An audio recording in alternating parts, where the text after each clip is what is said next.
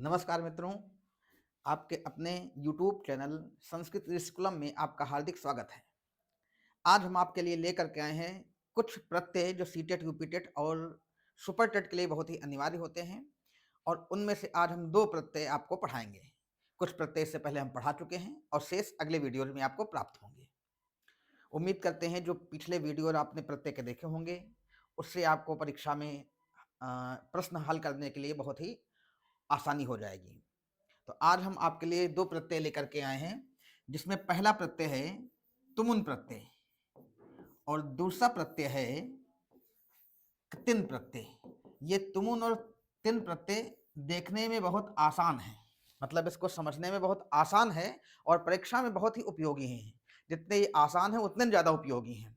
बस इसकी जो विधि है, क्रिया विधिज्ञता को आप समझ जाएंगे तो इन प्रत्ययों से आने वाले प्रश्न को आप अच्छे से समझ कर सकते हैं और हल कर सकते हैं। देखने में भले आपको कठिन लग रहे हों, लेकिन बाकी इन प्रत्ययों को पहचानने में शब्दों में जो पीछे लगाए जाते हैं तो उसमें जरा सी भी आपको कठिनाई नहीं होगी। देखने में चाहे कठिन आपको लग रहे हों, वो बहुत ही आसानी से पहचान सकते हैं।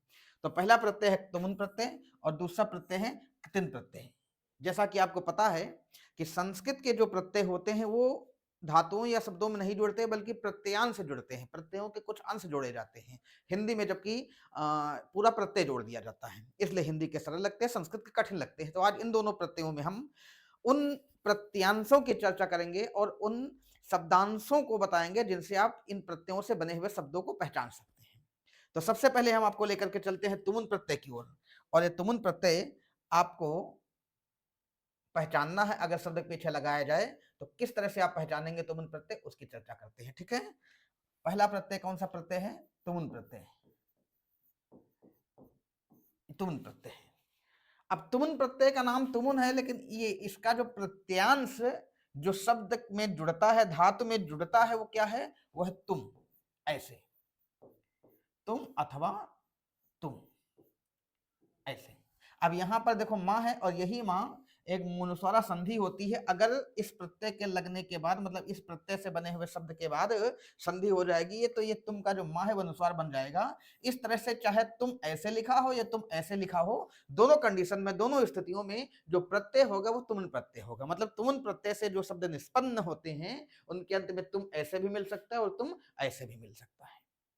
अब सामान्यतः तो तुम होता है, लेकिन यहां जब संधियां बनेंगी, मतलब जब प्रत्यय को जोड़ रहे होंगे, तो हो सकता है कुछ स्थल ऐसे हैं जहां कुछ संधियां बन जाएं, और जहां संधियां बन जाएंगी वहां पर तुम जो है, या तो तुम तो जुड़ेगा जुड़ेगा, तुम के स्थान पर संधियां अगर बन जाएंगी कुछ स्थल पर तो तुम भी जुड़ सकता है, और कुछ स्थल पर धुम जुड़ सकता है और कुछ स्थल पर ढुम जुड़ सकता है। तो इस प्रकार से अगर हम देखें तो ये जो तुमुन प्रत्यय है, इस तुमुन प्रत्यय के पहचान के लिए 4 शब्द आपको तैयार करना है, 4 शब्दांश तैयार करना है, 4 प्रत्ययांश तैयार करना है। याद रखना है तुम, तुम, धुम, ढुम, अर्थात यही 4 प्रत्ययांश शब्दांश के रूप में अगर आपको कहीं किसी शब्द के अंत में मिलते हैं तो वहां पर आपको केवल एक ही प्रत्यय बताना है, तुमुन प्रत्यय। मतलब जिन शब्दों के अंत में अगर इन शब्दांशों में से कोई भी शब्दांश लिखा दिखाई पड़ जाए और फिर आपसे प्रश्न किया जाए कि यहाँ कौन सा प्रत्यय है, तो वहां आपको एक ही प्रत्यय बताना है, तुमुन प्रत्यय। साथ में यह भी आपको याद रखना है कि तुम ऐसे लिखा हो या तुम ऐसे लिखा हो, दोनों एक ही चीज है, केवल संधि के कारण परिवर्तन हो रहा है। माँ को अनुस्वार हो रहा है, मनुस्वारा है एक सूत्र है, जहां पर अनुस्वार संधि होती है वहां पर इस माँ को अनुस्वार बन जाता है। बाकी दोनों चीज एक ही है, दोनों का मतलब एक है। तुम ऐसे लिखा हो या तुम ऐसे लिखा हो, एक ही बात है। धुम ऐसे लिखा हो या धुम ऐसे लिखा हो, एक ही बात है। और ढुम जो है ऐसे लिखा हो या ऐसे लिखा हो, एक ही बात है। तो आपको तुम, तुम, धुम, ढुम, ये 4 शब्द तैयार रखने हैं, याद रखने हैं। और ये शब्दांश जिन शब्दों के अंत में लगे दिखाई पड़े और पूछा जाए कौन सा प्रत्यय, तो आपको तुमुन प्रत्यय बताना है। ध्यान रखना, इससे पहले जो हमने आपको प्रत्यय पढ़ाए थे, जैसे ता और तवतु पढ़ाया था आपको, तब्यत और अनियर पढ़ाया था, तो उसमें हमने बताया था कि उस प्रत्यय से बने हुए शब्दों के रूप तीनों लिंगों में भिन्न भिन्न चलते हैं, क्योंकि उस प्रत्यय से जो शब्द तैयार होता है वो विशेषण होता है। तो तुमुन प्रत्यय लेकिन ऐसा प्रत्यय है कि इस प्रत्यय से जो शब्द तैयार होंगे वो सदैव अव्यय होंगे। क्या हो जाएंगे, सदैव अव्यय होंगे। मतलब तुमुन प्रत्यय से जो शब्द तैयार होगा उस शब्द को हम अव्यय बोलेंगे। तुमुन प्रत्यय को नहीं, प्रत्यय अव्यय नहीं होता है, इस प्रत्यय से जो शब्द तैयार होगा उस शब्द को अव्यय कहा जाएगा। इस कारण इस प्रत्यय से बने हुए शब्द के रूप तीनों लिंगों में भिन्न भिन्न नहीं चलते हैं, बल्कि तीनों लिंगों में एक जैसे रहते हैं, मतलब एक ही शब्द तैयार होता है। उदाहरण के तौर पर हम आपको देते हैं, जैसे पठ धातु है, और पठ धातु में जब हम तुन प्रत्यय जोड़ेंगे तो शब्द जो तैयार होगा वो होगा पठितुम। क्या तैयार हो जाएगा, पठितुम तैयार हो जाएगा। और अब इस पठितुम शब्द में, पठितुम शब्द तैयार हो जाएगा। अब इस पठितुम शब्द में के अंत में देखिए तुम जुड़ा हुआ है। अब पूछ लिया जाए कि पठितुम शब्द में कौन सा प्रत्यय है, तो आप सीधे बता देंगे तुमुन प्रत्यय है। साथ ही साथ अब पूछा जाए पठितुम शब्द कैसा शब्द है, तो कहोगे अव्यय है, क्योंकि तुमुन प्रत्यय से जो शब्द तैयार होते हैं वो सब क्या होते हैं, अव्यय होते हैं। बहुत सहायता मिलेगी इससे, पैराग्राफ हल करने में भी आपको बहुत सहायता मिलेगी, संस्कृत से हिंदी अर्थ निकालने में भी बहुत सहायता मिलेगी।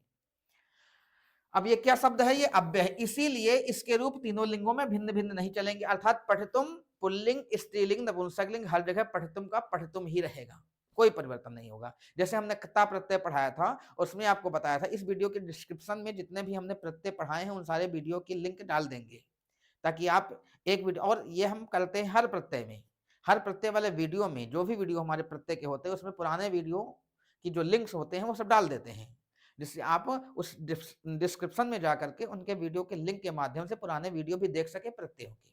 क्योंकि प्रत्यय सीटेट के लिए, यूपी टेट के लिए, सुपर टेट के लिए बहुत ही इंपॉर्टेंट है, सीटेट के लिए तो बहुत बहुत बहुत बहुत इंपॉर्टेंट है। ठीक है, तो पठितुम शब्द अव्यय हो गया और ये तीनों लिंगों में एक समान रहेगा। अब इस प्रत्यय, तो पठितुम शब्द का अर्थ क्या होगा, क्योंकि जो तुमुन प्रत्यय है, यह तुमुन प्रत्यय जिस भी शब्द का में जुड़ता है, अर्थात ऐसे कहते हैं कि तुमुन प्रत्यय जिस अर्थ में जुड़ता है वह अर्थ होता है के लिए, अर्थात यह प्रत्यय हिंदी के लिए शब्द अर्थ को दर्शाने के लिए जोड़ा जाता है। हिंदी में जो अर्थ के लिए का होता है वही अर्थ तुमुन प्रत्यय का होता है, अर्थात जिस शब्द के अंत में, जिस धातु के अंत में तुमुन प्रत्यय जुड़ा होगा उस धातु के साथ जुड़ जाएगा के लिए। जैसे पठितुम शब्द लिखा है, अब पठितुम का शब्द का अर्थ हो जाएगा पढ़ने, इसका अर्थ हो जाएगा, यहां लिखते हैं पढ़ने के लिए। क्या अर्थ हो जाएगा इसका, पढ़ने के लिए। तो इसी तरह से इस प्रत्यय से बने जितने शब्द होंगे सभी शब्दों के साथ हिंदी में यही अर्थ जोड़ा जाएगा के लिए। अगर पढ़तुम है तो पढ़ने के लिए, हंसतुम है तो हंसने के लिए, गंतुम है तो जाने के लिए। ठीक है, तो समझ पाए, तो तुमुन प्रत्यय है, तुमुन प्रत्यय को पहचानने की एक आसान सी ट्रिक है कि चार शब्द तैयार कर लीजिए। जैसे हमने आपको हिंदी में बताया था कि हिंदी में जो प्रत्यय होते हैं वो ज्यों के त्यों पूरे के पूरे जा करके शब्दों में जोड़ दिए जाते हैं, लेकिन जो संस्कृत के प्रत्यय होते हैं पूरा पूरा प्रत्यय नहीं जोड़ा जाता, कुछ प्रत्ययान से जोड़ा जाता है। तो उस वीडियो में हमने ये भी आपको समझाया था कि हम इसको आसान कैसे करें, तो जितना प्रत्ययान से जोड़ा जाता है उसको और प्रत्यय को एक साथ संबंधित कर देंगे, मतलब दोनों में संबंध कर देंगे।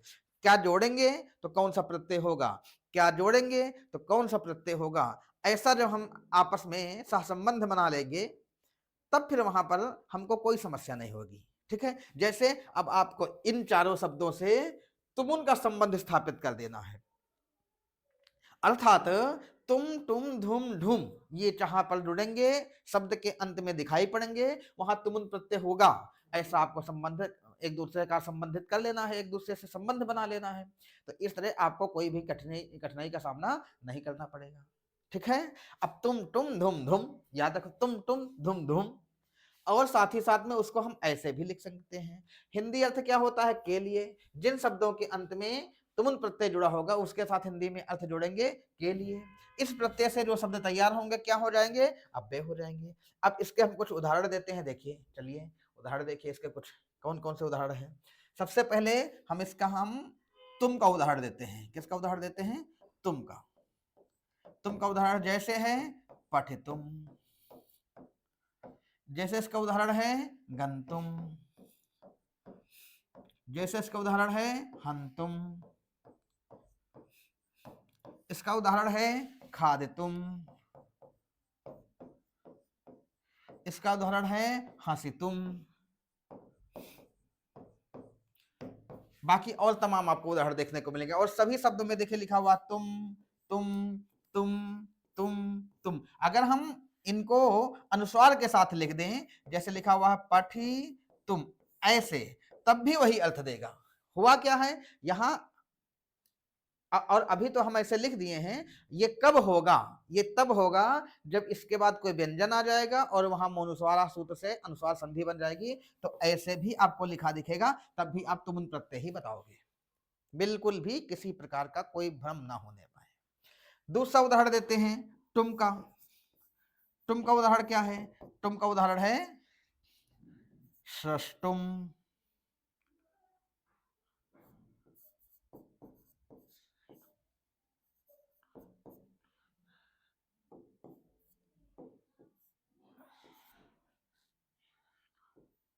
दूसरा है इष्टुम। अगला है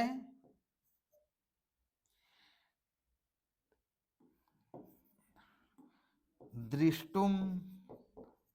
इसके पीछे देखिए आपको दिखाई पड़ेगा तुम लगा हुआ है, तुम लगा है तब भी यहां पर तुमुन प्रत्यय ही है। अर्थ इनका क्या होगा? सृष्टुम बनाने के लिए, निर्माण करने के लिए, इष्टुम यज्ञ करने के लिए, दृष्टुम देखने के लिए, पठितुम पढ़ने के लिए, गंतुम जाने के लिए, हंतुम मारने के लिए, खादितुम खाने के लिए, हंसतुम हंसने के लिए, पठितुम वही है पढ़ने के लिए। ठीक है। और यहां पर देखिए थोड़ा सा है सष्टुम लिखेंगे, सष्टुम, क्योंकि गुड़ हो जाएगा तो सष्टुम बन जाएगा, और यहां पर द्रष्टुम क्योंकि गुड़ होगा तो अंत में द्रष्टुम बन जाएगा। तो ये तुमुन प्रत्यय के उदाहरण हो गए। अब एक तुम का था, अब धुम का उदाहरण देते हैं। देखिए कुछ उदाहरण देते हैं जो धूम वाला था उसमें, देखिए कहां कहां आपको धूम देखने को मिलेगा।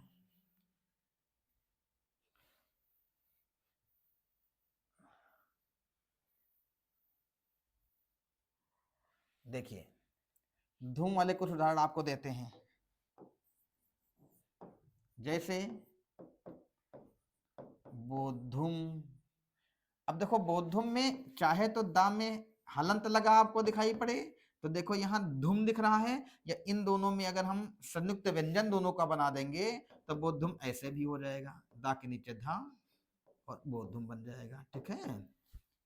तो अब इसमें देखिए धूम लगा हुआ है, तब भी यही प्रत्यय हो जाएगा। इसी तरह से अगला उदाहरण देते हैं हम ढूम का, और ढूम का जो उदाहरण है वो है ओढुम।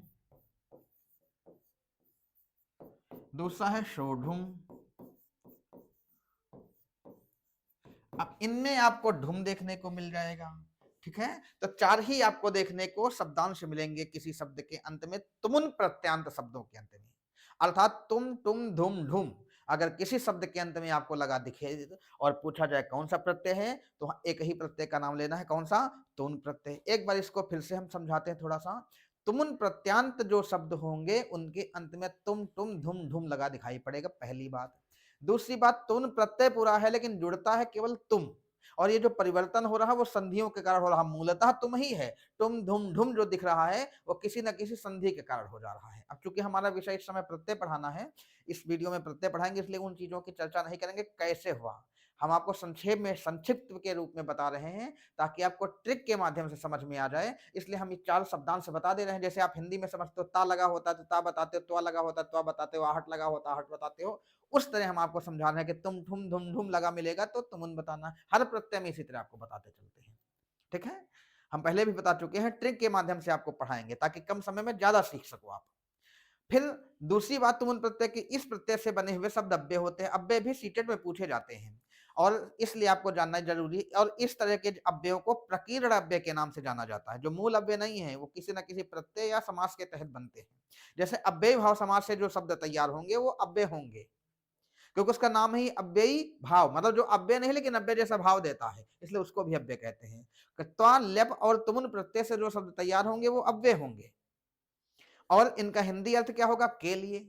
इनके साथ जो हिंदी अर्थ होगा वो क्या होगा, के लिए। ठीक है, तो समझ गए तुम प्रत्यय। अब चलते हैं अगले प्रत्यय जिसका नाम है क्तिन प्रत्यय, उसकी ओर। और क्तिन प्रत्यय बहुत ही मजेदार प्रत्यय है। वो प्रत्यय हमको बहुत अच्छा लगता है क्योंकि उस प्रत्यय में अधिकांश शब्द नहीं, सारे शब्द किसी न किसी के नाम ही होते हैं, किसी न किसी महिला के नाम होते हैं, किसी न किसी लड़की के नाम होते हैं, किसी न किसी स्त्री के नाम होते हैं। तो चलते हैं आपको तिन प्रत्यय की ओर लेकर के। तो प्रत्यय का नाम क्या है, तिन। तिन प्रत्यय। और तिन प्रत्यय में क्या जुड़ता है, तो देखो तिन प्रत्यय के जो आरंभ में का है, का, तिन प्रत्यय के आरंभ में जो का है, इसका और ना का लोप हो जाता, तो शेष क्या बचेगा, ती बचेगा। मतलब प्रत्यय के रूप में ये केवल ती ही जुड़ेगा, जिसको हम प्रत्ययांश कहेंगे। प्रत्ययांश का मतलब प्रत्यय का अंश। संस्कृत में पूरा प्रत्यय नहीं जुड़ता, केवल प्रत्ययांश जुड़ता है, प्रत्यय का कोई अंश जुड़ता है, और उसी अंश से हम पूरे प्रत्यय को पहचान लेंगे। अंश को आप ध्यान रखेंगे कि अंश किसका है, जिसका अंश होगा उसी प्रत्यय का नाम ले लेना है। ठीक है, तो ती जुड़ता है, तो नाम है तिन, जुड़ेगा ती, पहली बात है। दूसरी बात यह कि इस प्रत्यय से बने हुए शब्द क्या होते हैं, ये कैसे होते हैं, तो इस प्रत्यय से बने हुए शब्द नित्य स्त्रीलिंग होते हैं, नित्य स्त्रीलिंग होते हैं। ठीक है, मतलब ये से प्रत्यय से जो शब्द तैयार होंगे वो केवल स्त्रीलिंग होंगे, अर्थात वो किसी न किसी लड़की, किसी न किसी महिला, किसी न किसी पुरुष, स्त्री का नाम होगा, किसी लड़की का नाम होगा, और वो शब्द स्त्रीलिंग में प्रयोग किए जाएंगे। ठीक है, और इसमें जुड़ता क्या है, ती जुड़ता है। समझ गए। अब ती जरूर जुड़ता है, लेकिन जब संधियां होंगी इस प्रत्यय के निर्माण में, मतलब धातु में जब प्रत्यय जोड़ा जा रहा होगा और पद बनाया जा रहा होगा, तो उस समय अगर कोई आवश्यक संधि पड़े, संधियां प्रत्यय उपसर्ग में जब धातु में जोड़े जाते हैं तो अवश्य संधियां अगर बनने वाली हैं तो हो जाएंगे, क्योंकि एक श्लोक दिया गया है, संहितैक पदे नित्या, नित्या धातु उपसर्गयोः, नित्या समासे वाक्ये तुषा विवक्षाम अपेक्षते। अर्थात जब धातु में कोई उपसर्ग जोड़ा जा रहा होगा और संधि बनने वाली होगी तो अवश्य करना पड़ेगा, ये नियम है। अगर आप धातु में प्रत्यय जोड़ रहे हैं या किसी शब्द, तद्धित प्रत्यय जोड़ने के लिए शब्द की जरूरत है, प्रातिपदिक की, किसी शब्द में प्रत्यय जोड़ रहे हैं और उस समय उन प्रत्यय को जोड़कर एक नया पद तैयार कर रहे हैं, प्रत्यय जोड़कर ही नया पद बनता है, पद तैयार कर रहे हैं, तो उस समय अगर कोई संधि बनने वाली है तो संधि अवश्य करनी पड़ेगी। तीसरी चीज समास, अगर समास कर रहे हैं और कोई संधि बन रही है तो समास में भी संधि करनी पड़ेगी। लेकिन वाक्य में आप चाहो तो संधि कर सकते हो और ना चाहो तो ना करो, ये वक्ता की विवक्षा पर निर्भर करता है। वाक्य में अगर कहीं कोई संधि वाला पद है और संधि करके नहीं लिखा है तो आप नहीं कह सकते कि गलत है, यहाँ संधि बननी चाहिए, नहीं बनी, उसको आप गलत नहीं साबित कर सकते, क्योंकि लिखा वाक्य तुषा विवक्षाम अपेक्षते, वो विवक्षा पर निर्भर करता है, वक्ता की इच्छा पर निर्भर है, चाहे तो करे ना चाहे तो ना करें। तो वाक्य में आप संधि बनने वाली है, नहीं बनी, तो आप गलत नहीं कह सकते। लेकिन एक पद में, एक पद का मतलब है जब धातुओं में कोई प्रत्यय जोड़कर नया पद तैयार किया जा रहा हो, उस समय अगर बनने वाली संधि तो अवश्य करना पड़ेगा। अगर धातु और उपसर्ग में योग है, मतलब जोड़ा जा रहा धातु में उपसर्ग, शब्द में उपसर्ग जोड़ा जा रहा, संधि बनने वाली, तो अवश्य करनी पड़ेगी। और समास अगर कर रहे हो और कोई संधि बन रही है उस समास करते समय, तो अवश्य संधि करनी पड़ेगी। तो समास एक पद के निर्माण में और धातु और उपसर्ग के योग में संधि करना अनिवार्य हो जाता है। इसीलिए यहाँ जो भी आप देख रहे होगे कि हमने कहा तिन प्रत्यय में टी दिखाई पड़ेगा, लेकिन कहीं कहीं यहाँ टी दिखाई पड़ रहा, टी क्यों आया, संधि के कारण आया। धी कहीं दिखाई पड़ेगा, क्यों आया, संधि के कारण आएगा। ढी क्यों आया, संधि के कारण आ रहा है। ये अभी हमने बताया है, तुम ढुम धुम ढुम, सब संधि के कारण, मूलतः तुम होता है, लेकिन उसके अलावा जो परिवर्तन हो रहा है वो संधि के कारण हो रहा है। इस जब तुम प्रत्यय जुड़े, तुमुन जुड़ने का तुम जुड़ेगा और उस समय कोई इष्टुना इष्टु सूत्र से इष्टुत संधि बनने वाली होगी तो इष्टुत संधि बना देंगे तो तुम को तुम हो जाएगा। पूर्व सवर्ण संधि बना देंगे तो धुम और ढुम हो जाएगा। इसलिए वो परिवर्तन होता है। तो उसी तरह से यहां भी परिवर्तन होगा। जो ती है, तिन प्रत्यय में ती जुड़ता है, लेकिन आप देखोगे ती के अलावा कहीं कहीं टी भी जुड़ा होगा, कहीं कहीं धी भी जुड़ा होगा, और कहीं कहीं ढी भी जुड़ा होगा। और यही चार प्रत्ययांश तिन प्रत्यय की पहचान कराएंगे। तो जिन शब्दों के अंत में ती, टी, धी, ढी जुड़ा होगा तो समझ लीजिए कि वहां पर तिन प्रत्यय है। और साथ ही साथ इसके पीछे विसर्ग भी आपको देखने को मिलेगा। ती ही, टी ही, धी ही, ढी ही, ये आपको देखने को मिलेगा। समझ गए? तो इस प्रकार से ती ही, टी ही, धी ही, ढी, यही चार शब्द, बस चार ही हैं, इसके अलावा नहीं है। ये चार प्रत्ययांश के रूप में कोई शब्दांश किसी शब्द के अंत में मिल जाए तो वहां पर आपको तिन प्रत्यय बताना है। कर ले जाओगे। अब उदाहरण देखिए। और नित्य स्त्रीलिंग होंगे, अर्थात इस प्रत्यय से बने शब्द जो होंगे वो लड़कियों, स्त्रियों, महिलाओं के नाम होंगे। उदाहरण देखिए, जैसे लिखा हुआ है मति ही। क्या लिखा है? मति ही। अब मति ही में देखिए पीछे क्या तिह लगा हुआ है, और तिह लगा इसका मतलब एक तिन प्रत्यय का उदाहरण है। फिर जैसे लिखा हुआ है गति ही। क्या लगा है? लिखा है गति ही लिखा है। गति में देखो ती लगा है, तिन प्रत्यय का उदाहरण है। इसी तरह से अगला शब्द देते हैं, जैसे लिखा हुआ दृष्टि ही। लिखा है। अब दृष्टि में देखो टी लगा हुआ है, ये तिन प्रत्यय का उदाहरण है। इसी तरह से जैसे लिखा हुआ है सृष्टि ही, और सृष्टि में देखो टी लगा हुआ है, ये अभी तिन प्रत्यय का उदाहरण है। इसी तरह से जैसे मान लो लिखा हुआ है बुद्धि। अब बुद्धि को हम ऐसे पहले लिखते हैं, दा को अलग और धा को अलग करके। धी है, अब चाहो तो इनको दोनों को मिला के कर सकते हो, दा और दा के नीचे धा, ऐसे लिखा भी ऐसे जाता है बुद्धि। ठीक है, तो ये बुद्धि लिखा हुआ है। अब यहां पूछा जाए तो धी लगा हुआ है, तो तिन प्रत्यय का उदाहरण हो गया ये। इसी तरह से जैसे शब्द है रूढ़ी। रूढ़ी में देखिए ढी लगा हुआ है, तिन प्रत्यय का उदाहरण है। तो इसी तरह से बस यही चार शब्दांश आपको देखने को मिलेंगे। तो जहां पर इस तरह से शब्द आपको देखने को मिल जाते हैं, ती, टी, धी, ढी। अच्छा, कुछ विशेष सूत्र भी हैं जहां विशेष सूत्रों से कुछ नए इसी प्रत्यय के नए शब्द तैयार हो जाएंगे। मूलतः तो आपको ये याद रखना है, लेकिन इसके अलावा कुछ विशेष सूत्र हैं जिसको पाणिनि ने विशेष सूत्रों से शब्दों का निर्माण किया है।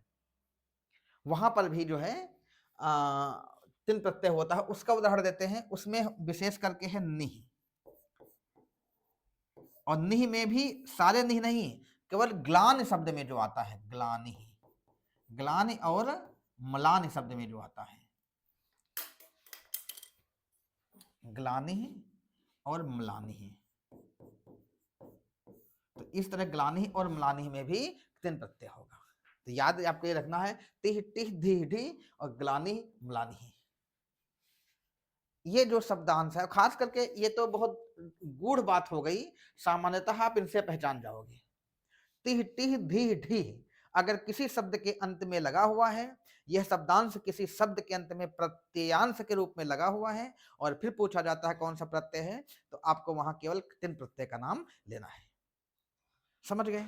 तो इनसे तुम, टुम, धुम, धुम अगर है तो तुमुन प्रत्यय, तिह, टिह, धी, ढी है तो वहां पर तिन प्रत्यय होगा। ठीक है, तो ये दो प्रत्यय आज हमने आपको बताए जो सीटेट के लिए तो इंपॉर्टेंट ही है, सुपर टेट, यूपी टेट में भी, और हर प्रतियोगी परीक्षाओं में, ये संस्कृत की प्रतियोगी परीक्षाओं में यहाँ से प्रश्न पूछा जाता है। तो आज यही वीडियो है जिसमें हम आपको यही दो प्रत्यय पढ़ाए हैं, और बाकी इसके डिस्क्रिप्शन में हमने